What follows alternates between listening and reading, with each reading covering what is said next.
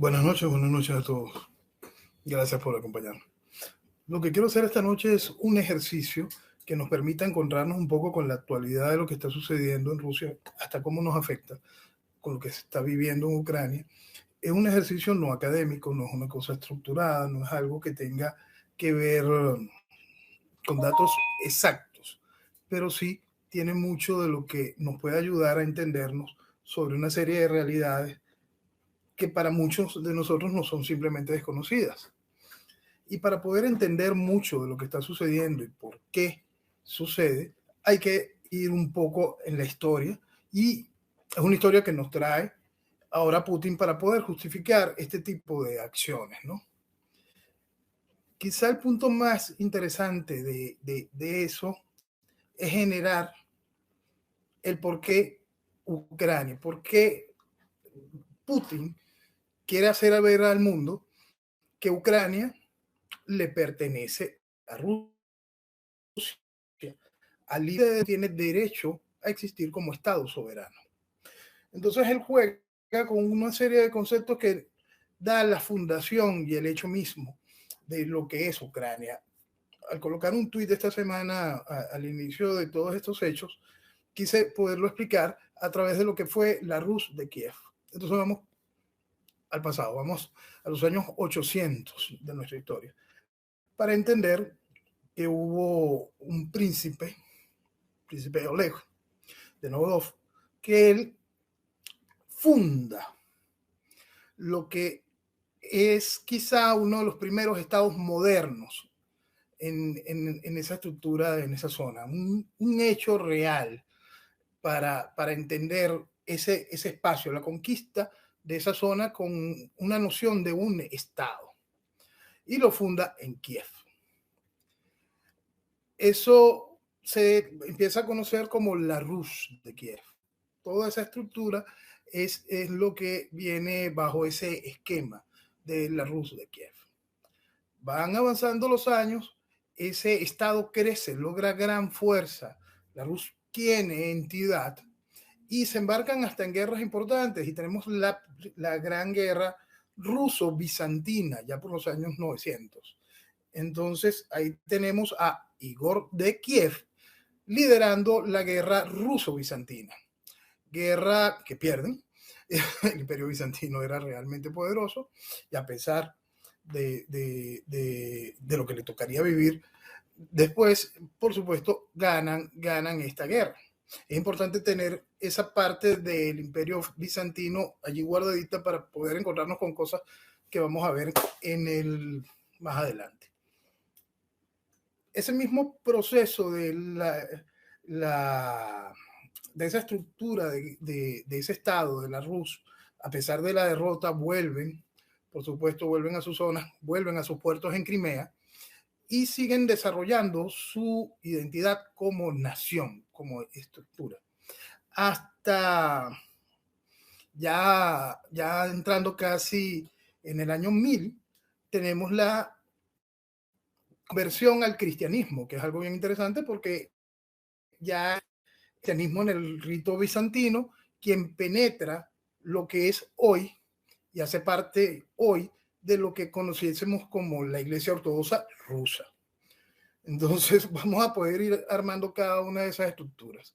Esa Rus de Kiev, ese ente, ese estado, sufre una inmensa fractura con la invasión mongol. La invasión mongol arrasó con todo eso y generó grandísimas divisiones. Hubo una gran dispersión de la Rus de Kiev, generando distintos estadios de zonas, todas unidas por su nación, por su nacimiento, pues su nacimiento en la Rus de Kiev.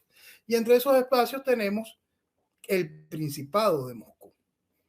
El Principado de Moscú se crea ya para el año 1200 y tanto, ya hay una existencia, ya hay una razón de ser, el zarato empieza a tener cuerpo y a crecer.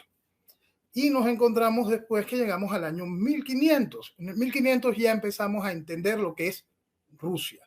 Y la entendemos a partir de Iván el Terrible. Iván el Terrible toma una visión, toma un concepto. Iván el Terrible decide la unión de las Rusias, es decir, la unión de las Rus y todos los espacios que ya han ido creciendo alrededor de esa identidad. Y entre su avanzar, por supuesto, para él es absolutamente propio Ucrania como parte de Rusia. Entonces tenemos que en el nacimiento mismo de la Rusia como tal, ese ente, ese estado, esa nación ucraniana ya forma parte del entendimiento de lo que es Rusia. Todo eso es parte de la historia que utiliza Putin para poder justificar mucho de esta acción. ¿Dónde cambia un poco este libreto? Este libreto cambia ya con el inicio de la Revolución Soviética. Lenin decide darle un estatus de república a lo que se conoce como Ucrania. ¿Para qué? Porque era parte de las cartas que quería jugar Lenin en lo que iba a ser la Unión de Repúblicas Socialistas Soviéticas. Generar repúblicas todas dependientes de la estructura rusa. Eso es bien interesante comprenderlo porque es un juego político el que da el espacio a esta nación. Nación totalmente lógica, con su identidad cultural, con su espacio, con cada una de las cosas que dicen que es una nación, entendiendo a la gran federación rusa moderna como un compendio de naciones, entendiendo al imperio ruso como un compendio de naciones, entendiendo a la Unión de Repúblicas Socialistas Soviéticas como un imperio de naciones. Entonces, una pausa que les había puesto un momento, bueno, lo volvemos a comentar más adelante. Cuando Lenin genera eso, le empieza a dar un estatus adicional, un estatus que la homologa a otras repúblicas, sí identificadas como repúblicas, que entran dentro del marco de la Unión de Repúblicas Socialistas Soviéticas. Y nos encontramos, para ponerles un ejemplo más palpable, con lo que vendría a ser Estonia, Lituania y Letonia. Estas tres repúblicas están allí, son reconocidas como repúblicas dentro de la Unión de Repúblicas Socialistas Soviéticas. Y al caer la URSS, estas repúblicas tienen su independencia directa. Pero en el caso de Ucrania hubo una negociación para ese reconocimiento de fronteras.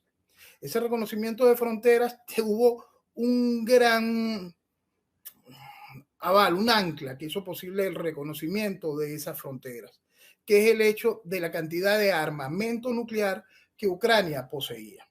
¿Ese armamento nuclear era ucraniano? No, ese armamento nuclear era de la URSS, de la Unión de Repúblicas Socialistas Soviéticas. Y por supuesto, en el momento en que la URSS se deshace, todo el mundo estuvo de acuerdo, no es que Ucrania tuviese que ceder o no, todo el mundo estuvo de acuerdo que el armamento nuclear no podía quedar entre Ucrania y Rusia.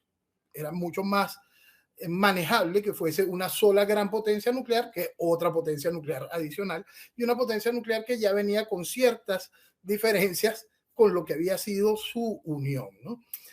Esas ciertas diferencias, por supuesto, son gigantescas, son históricas, son enormes. Hablar hoy de una invasión a Ucrania no es la primera vez que Rusia invade Ucrania. Tan sencillo como eso. No es la primera vez que Rusia castiga a Ucrania.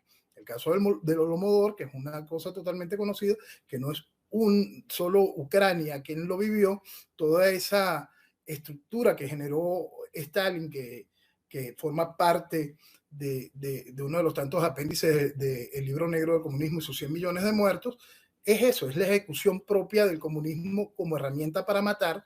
Y en el caso de Ucrania, Ucrania llevó esa fotografía tan espantosa que fue el Holodomor. Por supuesto, esa realidad y esa independencia, ese reconocimiento de fronteras de Ucrania y su independencia, estaba basado en esa negociación. Pues, por fin, yo voy a soltar las armas nucleares, algo que todo Occidente también quería que se hiciese, y bajo esa promesa de Rusia de reconocer las fronteras, también vinieron otras promesas por parte de Europa, como era llevar Ucrania a lo que es hoy la Comunidad Europea y hasta llevarla a la OTAN para formar parte de la estructura de autodefensa, pues sabiendo de que lo que está del otro lado es Rusia. Tan claro es esta realidad que tenemos de nuevo a Estonia, Lituania y Letonia como miembros plenos de la Comunidad Europea y como miembros plenos de la OTAN. no así Ucrania. Esa es una realidad que tiene que quedar claro para poder entender muchas de estas situaciones y que nos enlaza a un punto que quiero tratar. Cada vez que decimos solo Putin, Putin, Putin, no estamos entendiendo lo que es Rusia, su historia y cuán preparados estaban para cada una de estas realidades. Volvemos al proceso de la Unión Soviética y un poco antes de 1989. Era tan claro para el proceso comunista, para la estructura de poder, que venían grandes problemas, que entendiendo que entre sus repúblicas existía Moldavia, que es la frontera oeste de Ucrania, y siendo un país que pertenecía a la Unión de Repúblicas Socialistas Soviéticas, inteligentemente, con mucha precaución, los comunistas decidieron trasladar a gente del este de Ucrania, lo que hoy conocemos como prorrusos, que son esta gente de estas dos repúblicas que Putin recién inauguró. Y trasladó muchísima gente de allá a esta parte de lo que vendría a ser la fachada oeste de Ucrania, a esta franja en Moldavia que se conoce como Transnistria. Transnistria es un pedazo de Moldavia que simplemente tiene una administración aparte. No es reconocida como país ni como nada, pero está allí, existe y forma parte de lo que era el Imperio Soviético y funciona bajo los esquemas socialcomunistas formales de aquel tiempo. Ahí está, alimentada por Rusia, llena de tanques rusos, llena de mucho material bélico ruso y la gran mayoría de su ciudadanía tiene ascendencia de aquellos prorrusos del este de Ucrania. ¿Qué hizo allí la estructura comunista muy previa a Putin? Generar ese alicate. Entendían que es Ucrania y sabían que iba a dar de nuevo problemas para el entendimiento del problema de la estructura comunista, para el entendimiento natural. Ucrania quiere libertad. Ucrania quiere libertad. Por eso es que es tan importante todo ese proceso histórico. Ucrania quiere libertad, quiere ser reconocida como república, tiene los derechos para ser reconocida por república. Todo eso en el mundo moderno, por supuesto que sí. Y es la realidad.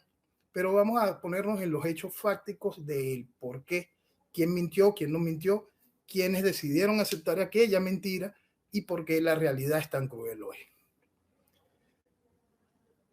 El Imperio Ruso, entendiendo a la Rusia que nace después de la caída de la Unión Soviética, tiene una serie de cosas que son muy interesantes, que es muy poca entrada a los mares en Europa. Entonces, su dependencia de acceso a los mares europeos se basa en terceros países.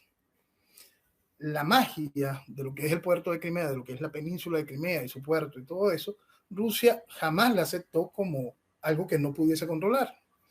Y si eso lo abrimos, entendemos que nada en Ucrania está aceptado por Rusia como algo que no pudiese controlar. Si entendemos la dimensión de la estructura de lo que son los puertos de Odessa, entenderíamos que esa jugada que hicieron los comunistas en aquel tiempo no era algo para soltar. No fue una jugada de fachada que pudiste haber puesto en cualquier otra ex república. No. Lo que se construyó en Ucrania por la Unión de Repúblicas Socialistas Soviéticas era parte de lo que ellos consideraban Rusia. Más allá de los miedos y más allá de ir planificando ese alicate, para ellos eso siempre será Rusia. Y eso es muy difícil de comprenderlo para nosotros, pero es una realidad que está en la base del pensamiento de la gran mayoría del ruso.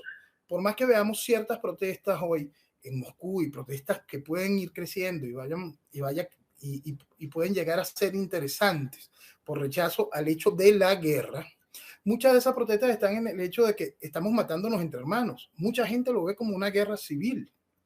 Es extraordinario comprender un poco más allá de lo que simplemente por lógica entendemos, porque nos enfrentamos a una serie de realidades que nos hacen comprender lo complejo que es el mundo y sus identidades. Entonces, Putin se vale de un hecho histórico, se vale de una inversión, se vale de unas mentiras y se vale de una promesa no cumplida.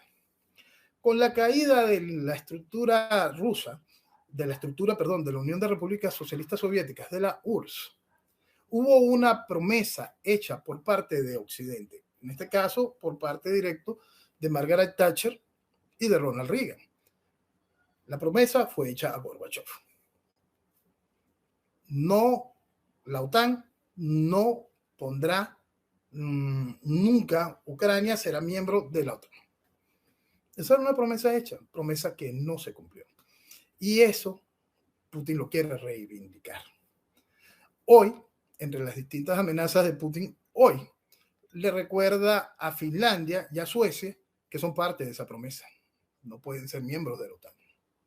Y ofrece retaliaciones de índole político-militar si se avanza en ese hecho. Eso es muy importante entenderlo porque estas sí son repúblicas de verdad. Estos sí son países reconocidos antes de los acuerdos para el entendimiento de la soberanía. Con esto en ningún momento estoy diciendo que Ucrania no sea un país reconocido, ni que Ucrania no tenga derecho a la libertad. Lo que estoy intentando explicar es el hecho de la realidad, cómo la justifica Putin ante su población y cómo la población general rusa puede llegar a defender esas banderas y cómo mucha de la población ucraniana prorrusa se siente identificada con esas banderas. Eso es muy, muy importante entenderlo. Ahora, el ucraniano promedio, el ucraniano nacionalista, el ucraniano que quiere su país, su independencia, mucho de ese ucraniano viene con toda la historia de atrás, de haber vivido bajo el esquema comunista, bajo el esquema de la represión comunista. Y encuentran un hecho de una serie de libertades que también van muy de la mano de las libertades que se viven en la Rusia actual. Libertades que son hechas por estructuras de mafias. La Rusia actual, es un compendio de estructuras mafiosas que nacen después, que toman cuerpo y ejercicio hasta del gobierno posterior a la caída de la Unión Soviética. Entonces, este fenómeno tiene muchísima vida en Ucrania y en específico en el área de Odessa.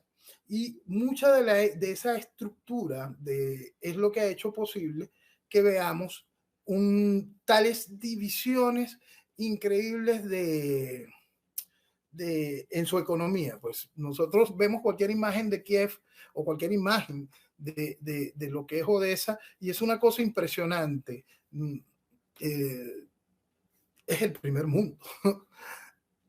Pero inmediatamente al salir de Kiev lo que vas a ver es pobreza, pobreza profunda. Y es una realidad de esa que ayuda a identificar la realidad del mismo esquema que quieren imponer en Venezuela. Una estructura de mafias que sostiene un gobierno, genera una fachada, una burbuja hermosa, pero lo que hay detrás es tristeza, hambre, represión. ¿Por qué? Porque eso no es verdadera libertad, porque eso no es verdadero desarrollo, porque eso son una gran cantidad de cosas del estigma de lo que vendría a ser hoy este esquema de neocomunismo. Es este proceso donde se va envileciendo la sociedad, donde se va perdiendo la sociedad. Volvemos a la parte del ucraniano. El ucraniano que quiere salvar eso, que tiene aquel recuerdo viejo ruso, que no quiere volver a vivir bajo el esquema de la presión soviética y que lucha por su libertad. Ese ucraniano está consciente de que su lucha es a muerte y por eso podemos tener una guerra que puede ser bastante complicada. Por supuesto, no en cuanto a la capacidad militar rusa, por supuesto que la capacidad militar rusa va a aplastar la guerra, va a aplastar al Estado ucraniano. Pero el ucraniano quiere pelear, está decidido a pelear, porque entiende que en algún momento alguien tiene que obligar a Rusia a que no se puede ser lo que siempre ha sido. El asunto es que ese alguien puede llegar, ese alguien bajo hoy Occidente manejado por personajes como Biden, Macron, tiene algo como responder al poderío del oso ruso, a la visión de Putin. Ahora vamos con Putin, el hombre. Putin. Hay un dato bien interesante para poder entender lo que es Rusia y Ucrania, que es bien interesante y tiene que ver precisamente con el periodo soviético. Salvo el propio Stalin, que era georgiano, porque hasta Gorbachev, la mamá de Gorbachev o el papá de Gorbachev era ucraniano. Casi todos los que llegaron a ser secretarios generales del Partido Comunista, es decir, a ejercer el poder en la Rusia soviética, tienen o padre o madre ucraniana o son ucranianos. Entonces, esa es parte de esa realidad. Llegamos al Putin hombre, al Putin que ejerce hoy gobierno y que está intentando reivindicar cada una de esas cosas y ya pasamos esta parte porque esas cosas tienen eco en la población tanto ucraniana como rusa. El Putin hombre se hace teniente coronel de la KGB, es decir, empieza a tener mando y reconocimiento en el Berlín de 1989. Es decir, ese hombre está destacado en Berlín en el momento en que Rusia, en que la Unión de Repúblicas Socialistas Soviéticas tiene su herida final, empieza a deshacerse. Ese hombre que se formó bajo todo el poderío ruso, bajo toda esa estructura, bajo todo ese pensamiento, bajo esa visión de gobierno, bajo esa visión de penetración, bajo ese esquema totalitario, vive de primera mano la caída del muro de Berlín. Vive de primera mano cómo esa unión de repúblicas empieza a fracturarse, a deshacerse.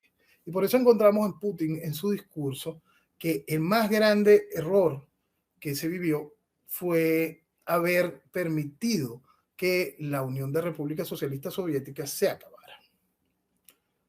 Esa es la visión de él. Y por eso hay que entender que cuando un hombre con ese tipo de visiones llega a este espacio de poder, viene con una serie de esquemas mentales que son muy delicados de manejar. Y esquemas mentales que no son nuevos. Y por eso es que es tan grave haber dejado que esta situación llegara a estos niveles. Putin, por diversas maniobras donde él simplemente era parte de un aparato, logra, después de todo el periodo final de la perestroika, aquí hay un dato bien interesante, ¿no? Porque la perestroika y el fin de la Unión Soviética cae por una increíble estupidez. ¿Por qué? Porque Gorbachev en su perestroika llegó a pensar que el comunismo es algo que se puede aplicar en libertad. Por supuesto que no. La perestroika, esa apertura, trajo el fin. Se acabó. Punto. Porque el comunismo es inaplicable en libertad. Tan sencillo como eso. Entonces, en este espacio, en este momento donde están sucediendo cualquier cantidad de cosas, donde no se termina de entender qué era la Unión Soviética, qué es lo que están haciendo bajo el esquema de la Federación Rusa, qué es la Federación Rusa, tenemos aquel golpe de Estado contra Gorbachev que logra calmarlo un hombre, Boris Yeltsin. Boris Yeltsin logra pararse sobre un tanque, levantar la bandera de Rusia, la bandera histórica zarista rusa, y ese blanco, rojo y azul, y blanco, azul y rojo, perdón, y logra identificar que la transición continúe. Allí entra directamente al núcleo de quien ejercería el poder final en ese proceso de transición y el inicio de esta etapa de Rusia, entra al núcleo de Yeltsin, entra Putin. Putin tiene un ascenso increíble dentro de la estructura política llevado por aquella vieja estructura de la KGB y por otra serie de personajes que lo ponen directamente, técnicamente, como el segundo al mando de Rusia a un desconocido, a un agente de la KGB. Y ese segundo al mando casi que lo lleva de inmediato al primero, porque debemos recordar que Yeltsin técnicamente vivía alcoholizado.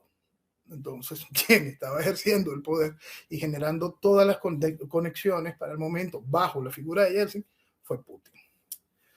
Putin toma el poder oficialmente junto con el inicio del siglo, de este siglo, y durante estos veintitantos años de ejercicio de gobierno, Putin ha pasado de primer ministro a presidente con la fachada de poder a Medvedev un ratico a que le cuidara la silla y volver al sitio. Esto es un dato muy interesante a comprender para poder entender que más allá de Putin, como explicaba, que no es solo decir Putin, Putin, Putin para lo que se está viviendo en la invasión a Ucrania, existe toda una estructura de poder detrás de Putin que a veces no logramos entender. Putin tuvo que cumplir hasta con ese protocolo de abandonar técnicamente la presidencia rusa y pasar a ser primer ministro y dejar a Medvedev cuidándole la silla, porque todavía no había logrado hacer las modificaciones constitucionales, ¿no? Pero el asunto es que durante todos estos años, desde el inicio hasta el hoy, Sergei Lavrov, el canciller, sigue siendo el canciller. No se ha movido de ese puesto. No lo han movido de ese puesto. Ese balance de la vieja escuela, de lo que busca Putin, esa fusión es lo que hace a esta Rusia que se reencuentra ante nuestros ojos en el esquema de esa Unión de Repúblicas Socialistas Soviéticas. A esa Rusia que hizo prevalecer cuando les querían montar un esquema de revolución de colores en Kazajistán hace poco. Putin fue muy claro en ese levantamiento, lo mandó reprimir de manera clara y fue muy claro en su mensaje. No vamos a permitir ningún tipo de juegos de revoluciones de colores. Marcó ese mensaje. Yo tuve la oportunidad de decirlo un poco antes de Putin. ¿Y por qué? Porque era evidente lo que estaba sucediendo.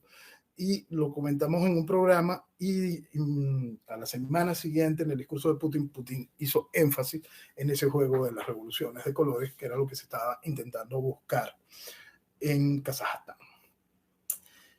Putin decide avanzar hoy contra Ucrania por una serie de fenómenos que están enmarcados tanto en el proceso histórico como en la realidad actual. Y aquí vamos al porqué aquel tuit donde coloqué el proceso Putin y Rusia va más allá de Ucrania y Rusia.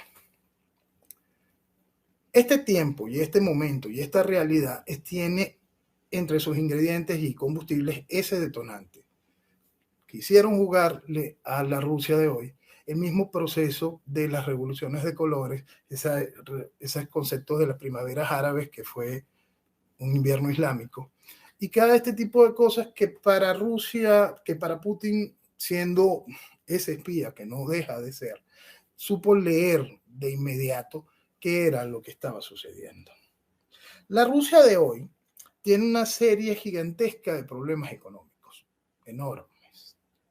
Tiene una grandísima deuda, tiene una poca capacidad productiva de producto terminado, pero tiene el poder de la energía.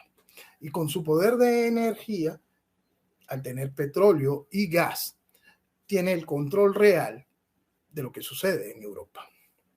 Y entonces juega Putin esta oportunidad que le brinda tener ese control para poder avanzar sobre una Europa que ella misma se ha puesto un cuchillo en la garganta por estupideces varias.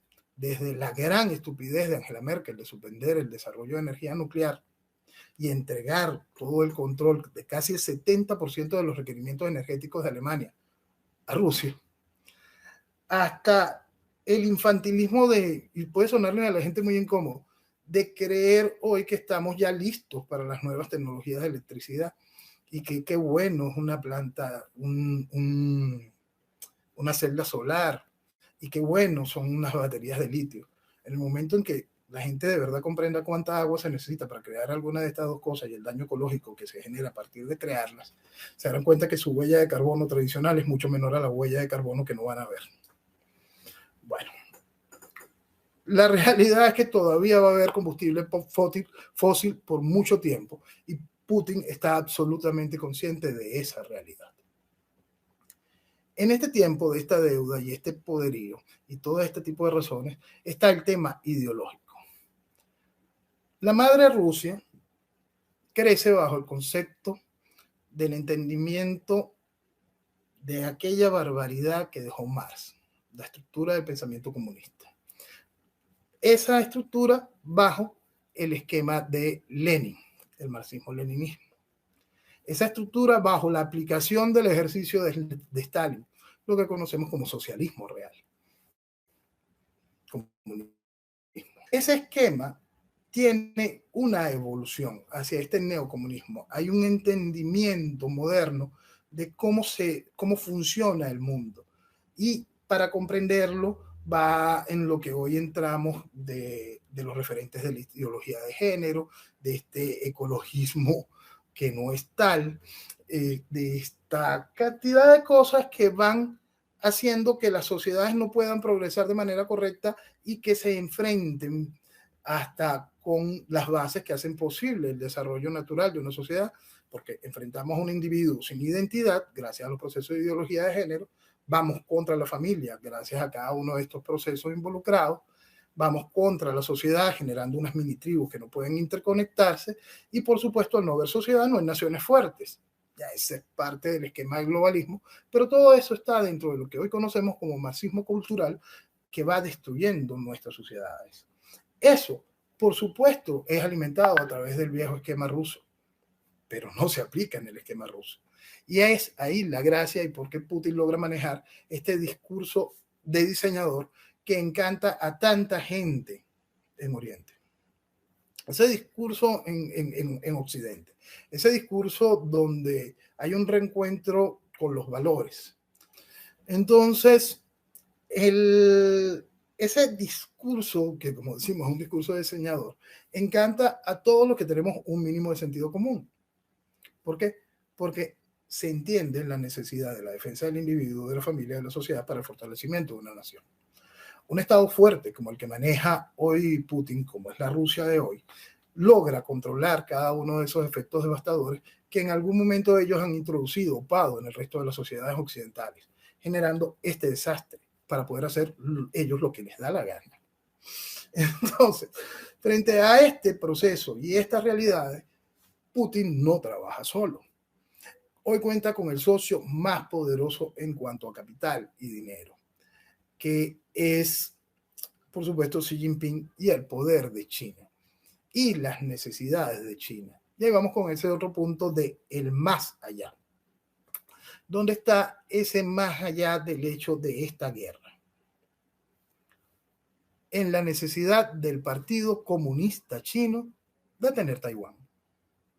El Partido Comunista Chino quiere celebrar los 100 años de ejercicio de gobierno con una sola China, no con el cuento de dos Chinas, no con esa isla que es Taiwán, que se define ella misma como el gobierno en el exilio de China.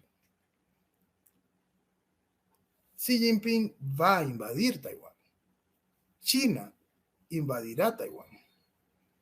Hoy lo que vemos en esta guerra que Putin hace, pudiésemos colocarla en un gran juego de guerra como un efecto de distracción ante aquella realidad. Realidad que va a volver loco todo el Pacífico. Realidad que pondrá de cabeza a Japón. Realidad que hará caer la bolsa de Singapur, generando un caos en la bolsa de Londres. Realidad que obligará por fin a Estados Unidos, a pesar de que esté Biden allí, a tomar algún tipo de decisiones.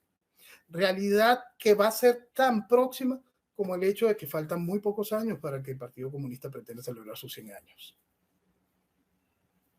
Es por eso que es el tiempo, es el momento, es el accionar de esta invasión. Y ahora, ¿cómo nos afecta a Venezuela? Estamos hablando de Rusia y China, los socios habituales en cualquier proceso revolucionario. Estamos hablando de la Rusia que dijo de manera muy clara que ellos pudiesen activar bases militares en Nicaragua, Cuba, Venezuela. En la Venezuela, donde el gobierno de Nicolás Maduro manda todo su respaldo al proceso ruso. En la Venezuela, donde hace un par de años estuvieron de visita 2 aviones Tu-60, son los bombarderos nucleares más poderosos del planeta. Aterrizaron en Caracas y en la Chinita. En la Venezuela, donde hoy en la isla de Margarita hay cárteles rusos debido a la cantidad de turistas. En la Venezuela donde encontramos cualquier cantidad de oficiales rusos en los cuarteles militares, en los restaurantes cercanos a los cuarteles militares. En esa Venezuela que tiene una historia en su fachada caribe directa con la isla de Cuba. La isla de Cuba, que en manos de Fidel Castro protagonizó en los 60 uno de los episodios más delicados, como fue la crisis de los misiles. Es Rusia, es Caribe, es su enemigo constante. Hoy Venezuela es cabeza de playa en esta gran guerra multidimensional contra Occidente. Y eso aquí se sigue banalizando, se sigue sin entender. Y es por eso que es tan delicado y que cada venezolano tiene que terminar de entender qué está sucediendo y por qué esta cadena de situaciones nos pueden llegar a afectar. ¿Por qué en esto que yo denominé en 1998 como un proceso revolucionario neocomunista fundamentalista se ven estos ejes y estos actores en nuestra tierra? Porque tenemos tanta presencia china, porque tenemos tanta presencia rusa, porque tenemos tanta presencia iraní, porque hablamos de un Hezbollah en Margarita y en la Guajira. ¿A qué nos estamos enfrentando? ¿En qué nos metió el chavismo? Son realidades que Venezuela sigue sin entender. Y muchas veces cuando escribía antes que Venezuela se tiene que enterar que cosas como Irán, Rusia, China, Turquía no están tan lejos, hoy cada vez están más cercas. Y debido a la increíble irresponsabilidad del venezolano de haber querido manejar el esquema de juego democrático con un proceso revolucionario. Hoy estamos en las puertas de sufrir eventos que están totalmente lejos del entendimiento del venezolano promedio. Un reflejo constante que es importante recordar. Esa crisis de los misiles. Estas palabras del gobierno ruso con respecto a la Venezuela de hoy. Ok. La guerra. La guerra en Ucrania y Rusia haciendo todo lo que está haciendo. Por supuesto, Putin, dentro de la venta de lo que es la guerra, indica que la decisión es ir en contra de las bases militares. El asunto es que ya hay soldados en tierra en Kiev. La guerra previo a la invasión aérea y previo a las armas, que es la guerra cyber, la ciberguerra. Ya se habían anulado, ya habían hecho cualquier tipo de hackeos a toda la estructura de comunicaciones y a la estructura de gobierno ucraniano. ¿Qué ha ido develando eso? Diversos problemas que tienen que esos problemas que tienen evidencia de lavado de dinero. Ya una cantidad de huecos raros se están abriendo adicional en este espacio de esta guerra. ¿Qué va a buscar Putin? Putin va a buscar el corredor directo, bien sea montando nuevas republiquitas o generando un nuevo espacio de entendimiento si logra poner algo como Yakunovich, como el que tuvo un rato allí en la presidencia de Ucrania. Ya verá la decisión.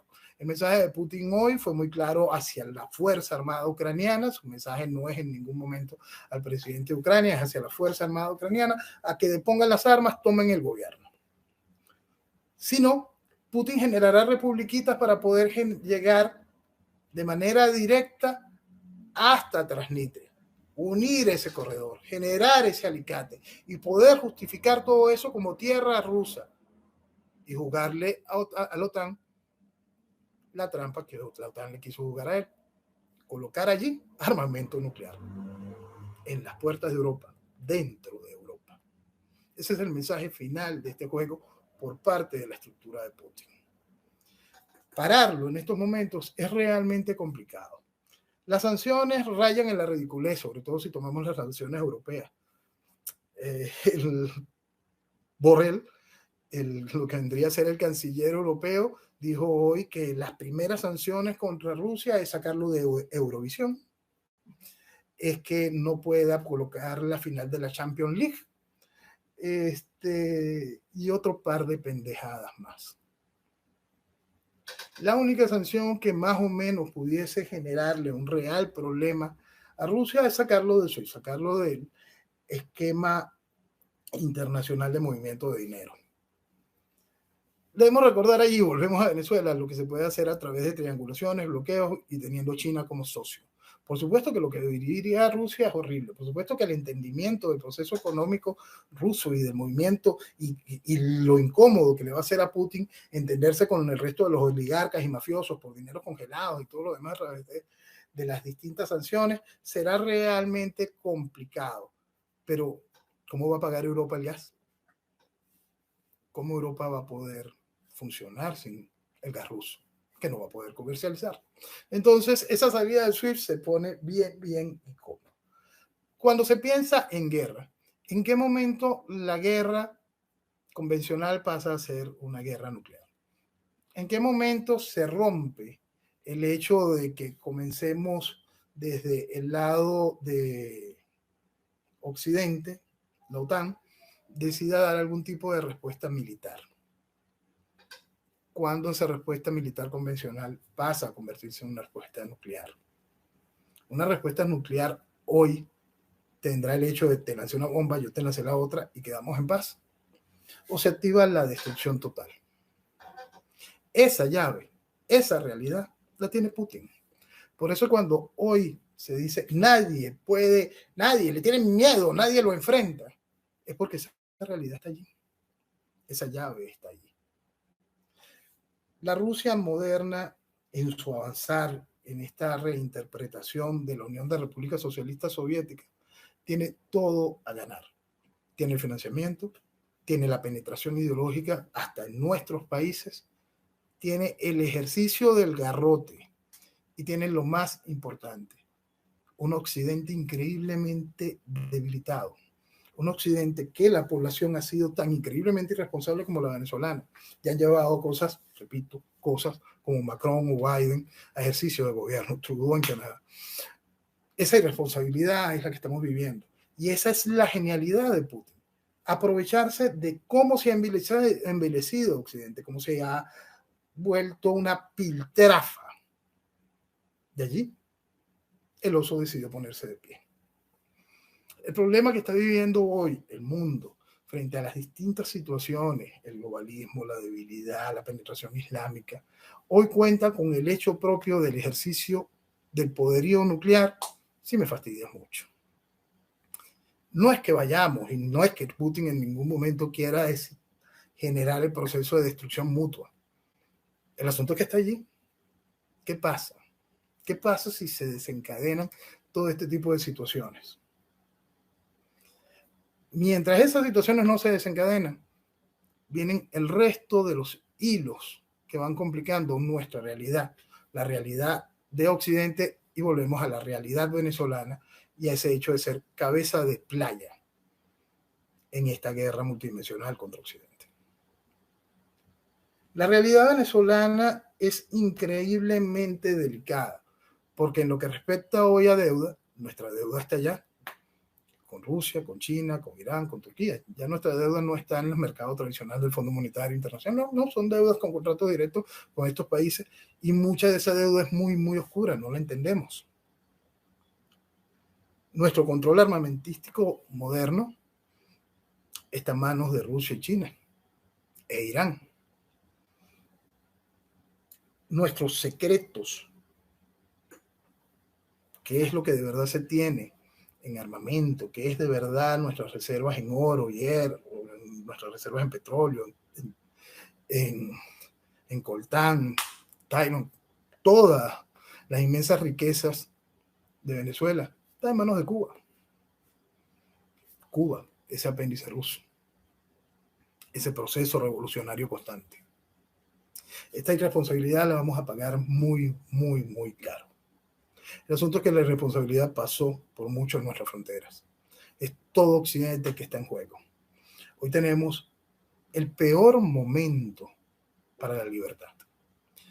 Y vamos a volver a ese momento el peor momento para la libertad. El día de las elecciones de los Estados Unidos, en Caracas, se encontraba el canciller iraní.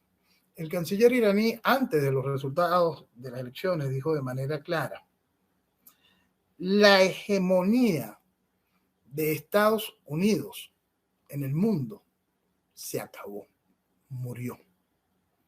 La gente no lo entendía. ¿Por qué? Porque la gente odiaba la posición del policía del mundo. La muerte de Occidente, de los Estados Unidos en el mundo, es la muerte de la libertad. La necesaria figura del policía del mundo, esa figura tan criticada por cuanto estúpido, progresista, socialista, ridículo, no pensante, que no entiende que existe esta estructura que es libertad, que es Occidente, ha generado este desastre. Y ahora vamos a hacer un pequeño juego histórico que nos refleja algo que ha sido dedicado a nosotros, es más, que nace de un venezolano y nos puede llevar de nuevo allá. Entendiendo ese esquema de policía en el mundo, nosotros tuvimos una figura que nos habló del gendarme necesario. Vallenilla Lanz nos habló de ese gendarme necesario y también nos habló del cesarismo democrático. Y cuando tomamos a César, nos vamos al inicio de todo, como nos entendemos como sociedad moderna, a Julio César, a ese hombre y a esa Roma que generó todo el entendimiento de lo que hoy es democracia, de lo que hoy es un Estado, de lo que es un Senado, de lo que es el hecho político, el esquema del ejercicio propio de lo que es una república, el esquema del ejercicio propio de lo que son las tiranías, las dictaduras, los imperios. Y ese nombre, César, es la palabra raíz de la palabra Kaiser y de la palabra zar. Y ahí volvemos de nuevo a la Rusia y a la Rusia zarista. Y vamos a interconectarlo ahora con aquella guerra que vimos del tiempo de la guerra ruso-bizantina. Después de Iván el Terrible y después de todo este entramado y toda esta reconquista, toda esta unión de las Rusias para formar lo que fue el imperio ruso de 1500 hasta 1900, y toda esta estructura, hay un momento donde asciende al poder la dinastía Romanov, uno de sus miembros, se casa con un heredero de la casa Habsburgo y allí pasa a tener el derecho del uso del águila bicéfala. El águila bicéfala era aquella representación del imperio bizantino, ese control sobre Occidente y sobre Oriente. Eso forma parte de la simbología zarista. ¿Y por qué hoy lo traigo? Para que se entienda Putin. Volvemos al Putin hombre. Corría el año 2003 y en una de las manifestaciones de desfiles militares en plena Plaza Roja, me imagino que para la fecha de la conmemoración del Día de la Victoria, que es cuando Rusia entra en Berlín, y llegan hasta el búnker donde había estado Hitler, Putin hace una coreografía. Y esto es bien importante destacarlo para que podamos terminar de entender qué busca Putin, qué hace Putin y cómo lo hace. Putin, junto con su alto mando militar, en un momento donde va pasando uno de estos camiones que transportan misiles nucleares, un camión que era un símbolo del poder de la Unión Soviética en los tiempos de la Guerra Fría, va rodando ese camión que tiene un misil técnicamente, de acuerdo a los esquemas de ellos, transcontinental. Putin se pone de pie.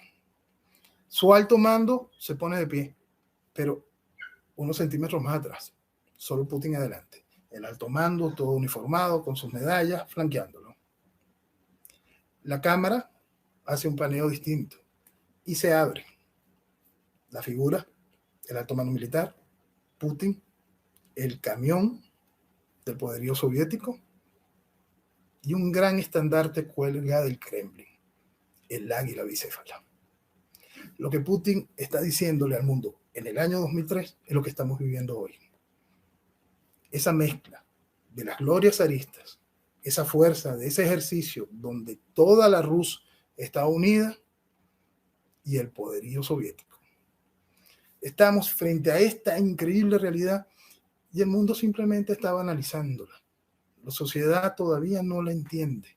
Estamos en un evento de gigantesca transformación que hoy ha tenido con este espacio de esta nueva invasión de Rusia a Ucrania un andar que va a ser muy difícil de desviar, muy difícil de cambiar. Echó a correr algo que estuvo detenido y hasta se pudo haber desmantelado durante la administración Trump. Pero una sociedad ridícula ha permitido este desastre. Estamos en un momento muy grave para la humanidad entera y estamos en un momento muy grave para la libertad. Un almirante alemán, en medio antes de esta situación, dio una declaración muy interesante. Putin lo que quiere es respeto. Que quiere respeto para Rusia, y quiere respeto hacia lo que significa esa gran potencia nuclear. Por supuesto, eso quería. Ahora quiere todo. Quiere más. Y tiene todo el respaldo de China. El mundo está cambiando. Se ha sido demasiado irresponsable en tantos sentidos que asusta. El futuro del mundo puede volver a cambiar, puede tener sentido, puede enfrentarse de nuevo a Occidente a recuperar la libertad. Depende mucho del entendimiento de cada una de nuestras naciones sobre una serie de formatos que son muy difíciles de soportar. Un nuevo entendimiento entre gobernantes y gobernados. Unos nuevos estirpes de gobernantes que entiendan la importancia del individuo, la familia, la sociedad y la nación. Es urgente que cada una de nuestras sociedades enfrente esas realidades para admitir sus necesidades. El problema es realmente grave. El problema es enorme. Aquí me preguntan sobre la isla serpiente y cada una de estas cosas. Quiero hablarles sobre lo grande, sobre lo que importa, sobre lo que trastorna la vida. ¿Qué hubo en la isla serpiente?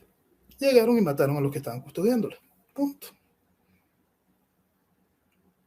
¿Qué pasó con la persona esta en el vehículo que el tanque le pasó por encima?